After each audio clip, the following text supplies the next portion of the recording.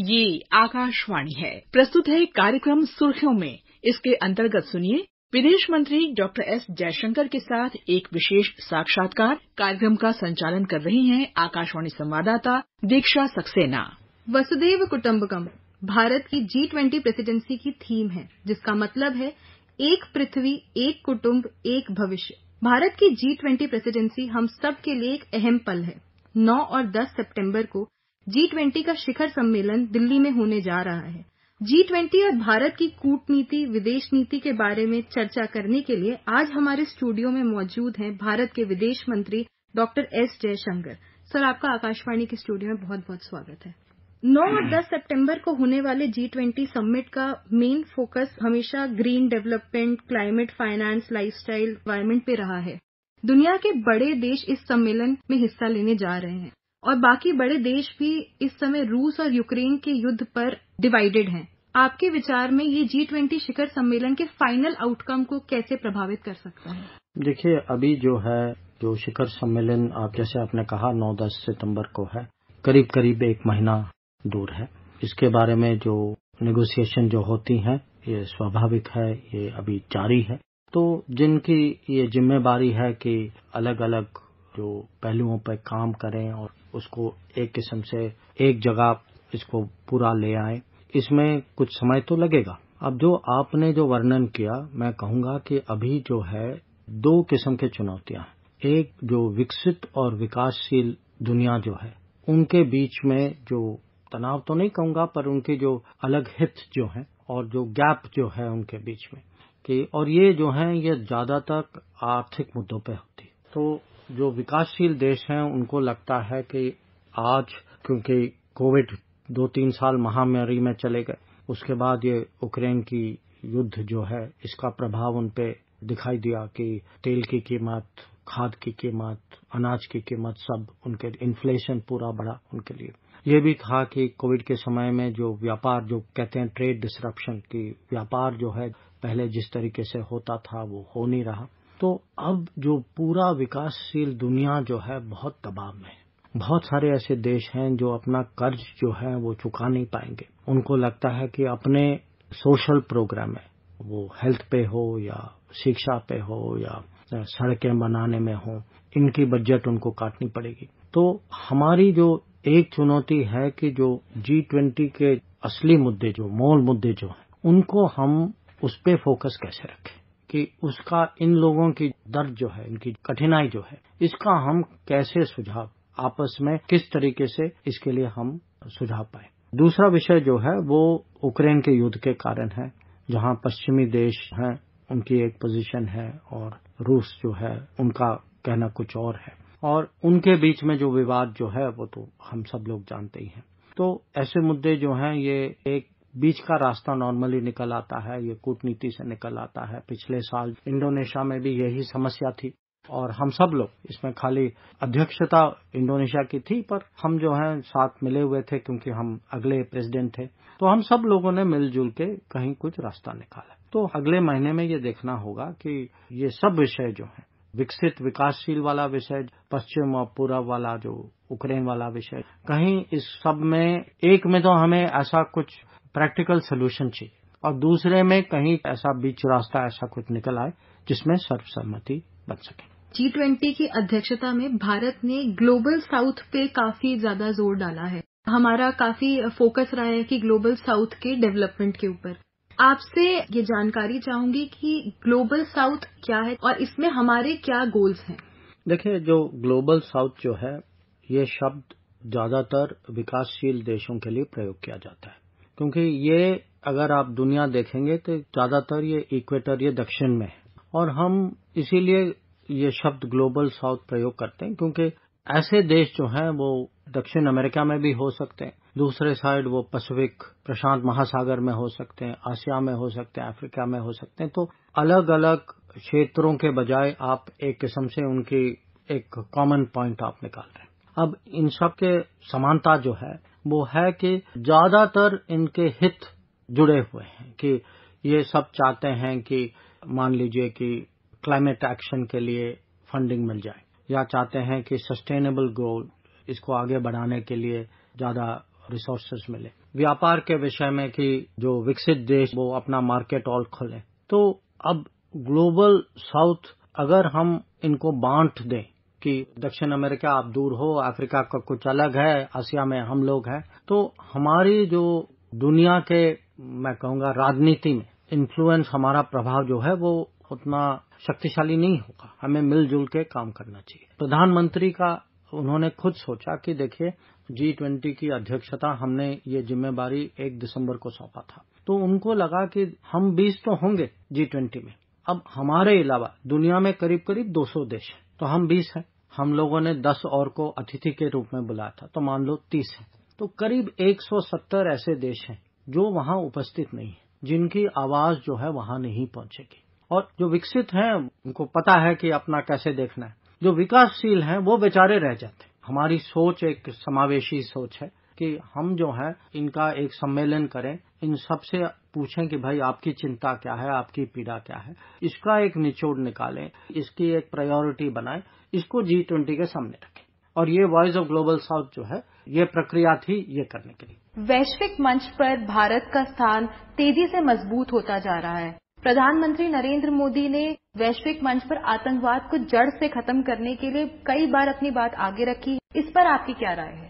देखिए, ऐसा है कि जब आप आतंकवाद की बात करते हैं, इसको कैसे काउंटर करना है, इसको कैसे डीलेजिटिमाइज करना है, ये आज हमारे विदेश नीति की एक केंद्र बिंदु है। एक समय था कि दुनिया सोचती थी कि जो भारत में क्रॉस बॉर्डर टेररिज्म के कारण जो पाकिस्तान से जो आतंकवादी जो आते थे और यहाँ जो घटनाएं जो होती थी, उनको लगता था कि भाई ये इंडिया पाकिस्तान के बीच में ये कोई एक किस्म से दक्षिण एशिया की एक लोकल लड़ाई है। हमें कभी कभी ये भी ज्ञान देते थे कि आपके यहाँ एक किस्म से ये law and order type problem. पर क्या हुआ कि पिछले दशकों में दुनिया ने देखे कि हमारे खाली भारत में नहीं, बाकी जगह भी जो आतंकवाद की घटनाएं जो होती थी उसकी जो इंक्वायरी करते थे, कहीं न कहीं वो ट्रेल जो है पाकिस्तान में जाकर पहुंच जाती थी। एक तो हकीकत भी थी, दूसरे हमारे कारण, क्योंकि हम जो हैं इसके बारे में जागरूकता पैदा करने की कोशिश करते थे।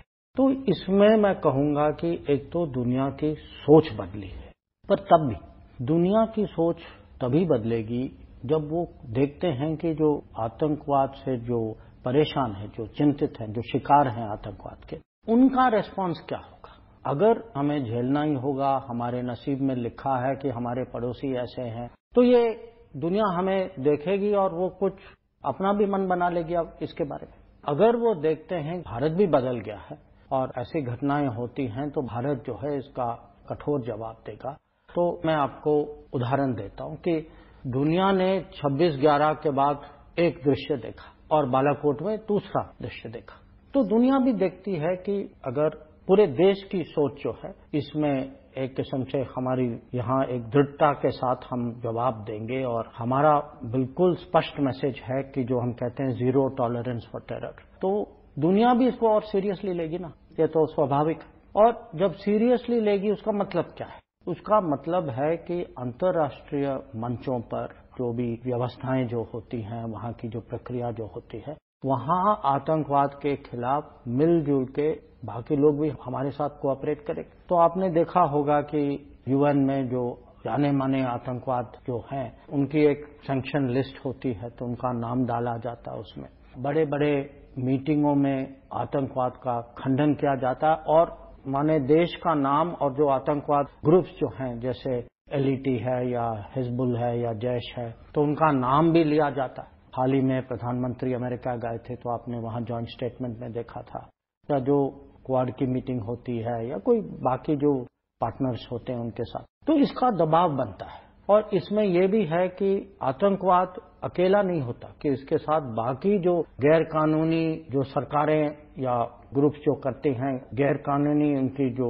व्यवहार होती है या जो उनकी अलग अलग एक्टिविटीज होती हैं, जैसे स्मगलिंग होती है या ड्रग्स का होता है या काउंटरफीट करेंसी का होता है, ये सब मिले जुले, ये किस्म से एक पैकेज है। फाइनेंशियल प्रेशर भी बढ़ता है। तो आजकल जैसे एक बहुत मैं कहूंगा मशहूर कॉन्फ्रेंस है नो मनी फॉर टेरर, तो अगर आप देखें खुद हमारे अपने नीतियों से, अपने रेस्पॉन्स से, जब हम सर्जिकल स्ट्राइक करते, जब हम एयर स्ट्राइक करते, जब हम खुल के एक किस्म से पाकिस्तान को दुनिया के सामने कहते हैं कि देखिए क्रॉस बॉर्डर टेररिज्म हो रहा है, हम इसको बर्दाश्त नहीं करेंगे, भारत से जवाब आएगा इसका, तो दुनिया भी देखती है, सोचती है, समझती है और समर्थन देती। तो मैं कहूंगा ये एक एरिया है जहां काफी बड़ा परिवर्तन हुआ है पिछले दशक। 21वीं सदी एशिया की सदी है। एशिया की सदी को बनाने में भारत का बहुत बड़ा योगदान है। इसके कई पहलू हैं, उन पे आप अगर हमारे श्रोताओं के लिए प्रकाश डालें। हाँ, ये कहा तो जाता है कि 21वीं सदी एशिया की सदी है और इसमें कुछ सच्चाई भी है, क्योंकि भारत का ही देखें कि मैं कहूंगा 20 साल पहले, 30 साल पहले हम 10 या 12 नंबर पे थे, अभी हम 5वें नंबर पे आ गए। विश्वास है कि हम तीसरे नंबर तक इसी दशक में पहुंच जाएंगे। पहले जो दुनिया की इकोनॉमी जो थी वो यूरोप पे निर्भर थी, जो विकसित देश जो हैं, पश्चिमी देश जो हैं, वही लोग चलाते थे। और उस समय जो था सबसे महत्वपूर्ण अगर कोई संगठन था वो G7 की थी। अब आप देखते हैं कि G7 जो है वो G20 बन चुका है, और G7 है वैसे, पर उसके जो केंद्र स्थान जो है वो अभी G20 ने ले लिया है। और G20 में बहुत सारे ऐसे जो इमर्जिंग इकोनॉमीज कहले जाते हैं और इसमें अशक है। और एशिया में भी, आसिया में भी ये कहा जाता है कि इसमें भारत का बहुत बड़ा योगदान होगा। अगर ये सचमुच एशिया की सदी बनेगी, इसके लिए जो एशिया के सबसे जो बड़े देश हैं, सबसे शक्तिशाली देश हैं, और वो हैं भारत और चीन। तो हमें ये भी देखना होगा कि हमारे रिश्ते जो हैं, क्योंकि ये चीन के एक नेता ने एक समय में कहा था कि जब चीन और भारत के रिश्ते जो हमारे कारण ही एशिया की सदी आएगी। अगर हमारे रिश्ते बिगड़ जाएं या एक किस्म से जो हम कहते हैं कि अब नॉर्मल हैं आजकल, असाधारण है, तो इसका असर जो है वो एशिया के भविष्य में भी दिखाई देगा आपको। तो हम तो चाहते हैं कि ये एशिया की सदी हो। हमें ये भी देखना होगा कि हमारे जो पड़ोसी वो अगर हमारे साथ कोऑपरेट करें, अगर रिश्ते उनके साथ ठीक चलें, जो उनके यहाँ से ऐसा कुछ नीति या व्यवहार नहीं होना चाहिए जो एक किस्म से एशिया की सदी को कहीं बिगाड़ देता है। सर, चलते चलते आपसे आखिरी कमेंट में लेना चाहूंगी। 2 दिन बाद हमारा स्वतंत्रता दिवस है, उस पर आप हमारे श्रोताओं को क्या मैसेज देना चाहेंगे? क्योंकि आप जानते हैं कि बहुत साल मैं विदेश में था, तो लाल किला जाने का सौभाग्य मिला है। प्रधानमंत्री वहाँ भाषण देते हैं, हमारी परंपरा है। 15 अगस्त जो है पूरे देश के लिए ये किस्म से त्योहार भी है, ऐसा भी अवसर है जिन्होंने बलिदान दिया स्वतंत्रता के संघर्ष में, उनको भी हम याद रखते हैं, पर हम आगे का भी सोचते हैं। तो ये किस्म से ये पास्ट का भी है, प्रेजेंट का भी है, फ्यूचर का भी है। और मैं कहूँगा इस साल मुझे लगता है कि देश में जो आत्मविश्वास, देश की जो अपेक्षाएं, और खासकर क्योंकि मैं अलग अलग प्रदेशों में जाता हूँ, शहरों में जाता हूँ, लोगों से मिलता हूँ, तो मुझे लगता है कि युवा पीढ़ी खासकर ऑप्टिमिज्म जो है ये उभर के आ रही है। हमें दिखाई देता है, स्टार्टअप्स में दिखाई देता है, स्किलिंग में दिखाई देता है। अगर हम बड़े बड़े चुनौती जो हैं, कोविड की चुनौती, एक किस्म से इसका हम मुकाबला कर चुके हैं। बहुत सारे देश हैं जिनकी इकोनॉमी लुढ़क गई थी, हमारे यहाँ रिकवरी भी हुई है। मैं आपके श्रोताओं को कहूँगा कि जब ये तिरंगा लहराया जाएगा, जब प्रधानमंत्री देश को संबोधित करेंगे, तो हमें देश के बारे में विश्वास रखना चाहिए, भरोसा रखना चाहिए। हमारे मन में बिल्कुल वो कॉन्फिडेंस होना चाहिए कि हम अगले 5 साल में हम तीसरे नंबर तक जरूर पहुंचेंगे और वहां नहीं रुकेंगे। ये देश जो है एक किस्म से we are really on the move today, और इसकी ऊर्जा जो है, विश्वास है कि वो दिखाई देगा। समय के अभाव के कारण इस चर्चा को आज हमें यहीं रोकना पड़ेगा, पर भारत के विदेश मंत्री डॉक्टर एस जयशंकर का आकाशवाणी के स्टूडियो में आके इस चर्चा में भाग लेने के लिए बहुत बहुत धन्यवाद। अभी आप सुन रहे थे विदेश मंत्री डॉक्टर एस जयशंकर के साथ एक विशेष साक्षात्कार। कार्यक्रम का संचालन कर रही थी आकाशवाणी संवाददाता दीक्षा सक्सेना। ये कार्यक्रम आकाशवाणी के समाचार सेवा प्रभाग द्वारा प्रस्तुत किया गया। इसे आप हमारे mobile app news on AIR और YouTube channel news on AIR official पर भी सुन सकते हैं। कार्यक्रम के संबंध में आप अपनी प्रतिक्रिया हमें ईमेल या व्हाट्सएप के माध्यम से भेज सकते हैं। ईमेल पता है airnsttalks@gmail.com और व्हाट्सएप नंबर है 9289094044।